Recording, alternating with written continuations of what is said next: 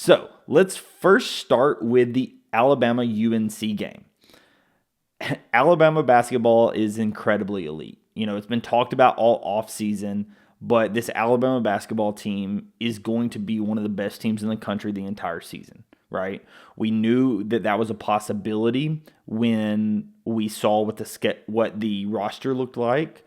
We knew that Nate Oates was going to have a really tough schedule, and that was going to be able to challenge the roster and really get them ready for conference play as well as the tournaments.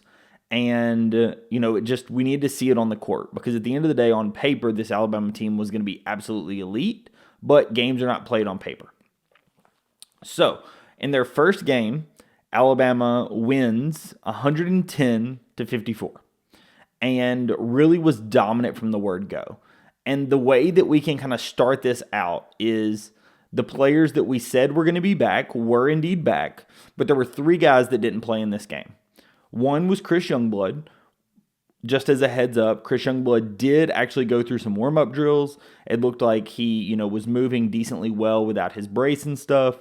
The early remarks that we've heard is that he may be back by like the North Carolina game, early December. But, he definitely was doing some of the dribble warm-up drills and was kind of going through the warm-ups. And then the other 2 guys that did not play in this game, and they have officially been redshirted, were the 2 guys that I mentioned. It was Nas Cunningham and Houston Millett. And I will say that Nate Oates gave us some information on Houston Millett. I had said, hey, I thought there was a few different reasons, but apparently part of the reason that was discussed with his parents is Houston came into Alabama with a little bit of a knee injury and re-aggravated it over the summer. So he did not have a full summer to participate. With that, combined with the roster that we have this season, his minutes and the amount he was going to be able to contribute on this team wasn't going to be at the level that he would want to have for his last season in college. So it was partially due to him not having a full offseason, and also due to the fact that he didn't have a full offseason. How Alabama plays compared to Pepperdine is very different. Pepperdine's much more of a set-oriented offense, whereas Alabama is much more of a go-with-the-flow offense. And so it's just different things that we're asking him to do versus what Pepperdine asked him to do. And so not having a full offseason really put him behind the 8 ball, and he wasn't going to be able to contribute at the level that he would be with a full offseason. So that's the reason behind Millett. I know a lot of people asked about it. But all the other guys did play in this game. And outside of Grant and Nelson, most of those guys actually played pretty well, right? Aiden Sherrill, we'll talk about him, was absolutely incredible. In my opinion, the thing that stands out the most about Aiden Sherrill, and if you follow me on Twitter, to look at the threads or the, during the game, I tweeted out about it, that Aiden Sherrill is much bigger than I expected, right? Him, Grant, Jaron Stevenson, Grant Nelson, Cliff O'Moore are all listed at 6'11". They may all technically be 6'11" in height. I think that, those numbers are probably fudged a little bit. But at a minimum, Aiden Sherrill got 30 pounds on all those guys, right? His body size at his height is thick, right? He's a big guy. He's able to get a lot of rebounds. He's going to be really, really good on defense.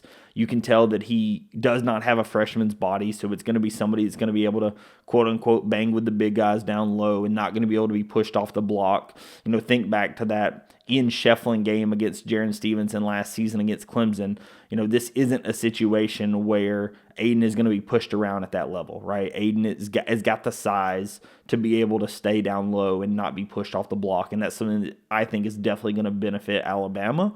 And he played some extra minutes in this game because Cliff apparently tweaked his back a little bit, and Nate said they're kind of slowly trying to, obviously get him minutes, and he played well in this game, but, slowly work him back and maybe play Grant and Aiden and Jaron a little bit more just to be able to get Cliff some rests, before what's going to be a very tough non-conference coming up.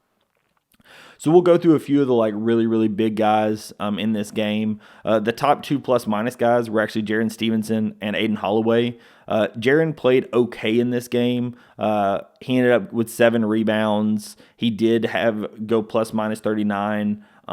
He scored 10 points, right? 10 and 7, so definitely a decent night. He went 0 for 3 from 3. We don't expect that out of Jaron too terribly often. Seemed like the shot was rushed a little bit, was off a little, but not all in all, not bad at all.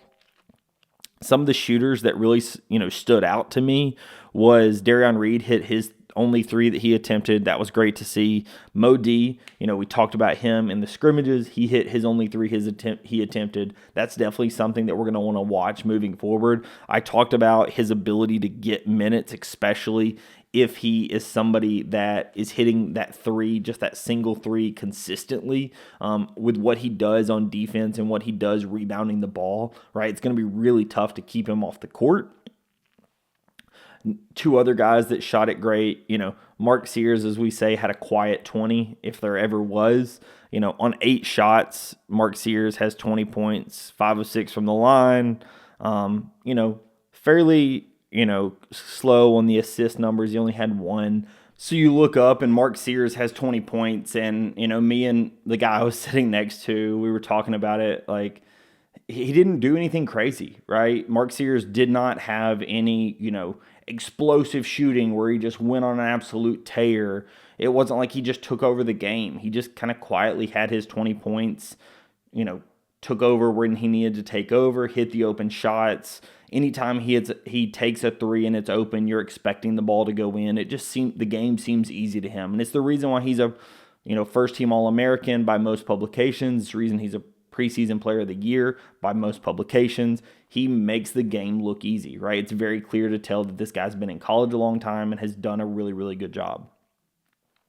Some guys that I thought that really did well in this game, and that, we've talked a little bit about the offseason, but LeBaron Philon and Aden Holloway, right? Both of these guys really did good in this game, right? For the newcomers, LeBaron Philon as the freshman, Nate talked about how he was asked, when did you know that he was going to be a contributor on this team? And it was, within the first month, they knew that he was going to be a real two-way guy. He was going to be somebody that was really important on this team. And he ended up finishing with 3 steals. And, very early in the game, he gets 2 steals right away. And LeBaron just felt like a guy that the game does come very easy to, right? The game, at times, it definitely feels like he, thrives off of his defense. He lets his defense lead to his offense. He did a really good job distributing in this game, 10 points and 9 assists. In your first game in Crimson, we will take that. There were a few moments where he got sped up a little bit. He did have 4 turnovers. Probably should have been 5. He got counted with an assist because there was one that he kind of fumbled the ball and it pushed over to Mo Diabate, who ends up scoring. So I think he gets counted with the assist instead of the turnover. Sometimes it's good to have some luck on your side, but it's definitely a situation where, nobody had really foul trouble. Cliff had 3, Aden had 2, nobody else had more than 1, right? This is a situation where the team, by and large, you were able to rest your players. Nobody played more than 24 minutes in this game, and that was just Mark Sears and Aden Holloway, right? So you're able to have a true rotation. You're able to get plenty of people rest. You're able to, see who does well. You're able to put some different lineups out there. Nate Oates-Burner mentioned that there was a lineup out there where there was Cliff, Aden, Sherelle, and Mo D on the floor at the same time. It's like nobody's getting a rebound, right? Alabama's just absolutely dominated the rebounding battle, 55-29. This is a situation where Alabama is just absolutely incredible. And Alabama looked like the team that is picked to win it all, right? They put out there what you would expect out of a team of this caliber. Oddly enough, I underestimated the game, right? My prediction was 106-68, and I somehow underestimated both our offense and our defense. I was very impressed by what I saw. Definitely you could clean up some effort on defense. The three-point shooting, it was something where Alabama really thrived in the paint. This is a situation where the points in the paint was 56-18, right? Nate mentioned that it was, we're going to take what the defense is giving us, right? If the defense is, crashing in, then we're going to spray it out and shoot 46 threes like we did in the Memphis game, in the Wake Forest game. If there's somebody that's, going to stay out on us and we're going to pass it down low, we've got the guys that can score down low. And you saw it in this game, right? Cliff Amori in his first game for Alabama, 6 for 6, 4 for 4 from the line, 8 rebounds, 16 points, had a couple of blocks. that'll play, right? 16 points in 18 minutes is absolutely something Nate loves to see, right? What he considered it, efficiency at its best. So this is something where Alabama, it looked exactly what we expected out of them. I thought that this was a great first game. You really got some of the rust off of your players. Latrell Wrightsell, maybe didn't shoot his absolute best. He did miss his first free throw out of Alabama. If you're going to nitpick something on this team, it was probably the free throw shooting. They only end up shooting, 26 of 37 from free throws, so not ideal, right? You wish that was a little higher, but, definitely not the worst. But definitely, there are things to work on. There's some rotations to work on. There's a minutes thing that we knew was going to be something. But you can definitely tell that the guys, A, care about each other, and B, are going to be fighting for every moment that they get, right? This is a situation where the players know that they are, at the end of the day, fighting for their minutes. And the only way they're going to get their minutes is prove how you are on the court.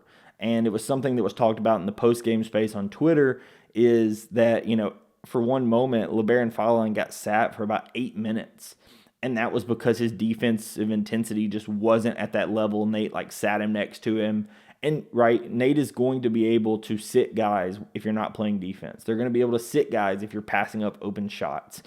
Nate was kind of mad that one of the Latrell Wrightsell shots that he took that should have been a 3, Latrell should have went 2 for 5, but his toe was on the line, right? That's something that Nate hates to see, because they talk about spacing, and especially some of the best shooters like that getting a little further out from the line, because your Aiden Holloways and Mark Sears and Latrell, they're such good shooters that, backing up a little bit is not going to hurt them, and it guarantees that we're not going to have that foot on the line long too, right? So I think that's where, what we'll talk about for this game. At the end of the day, Alabama played absolutely incredibly, exactly what you would hope out of game one, but, we will see as we go into this Friday's game against Brian Hodgson and Arkansas State.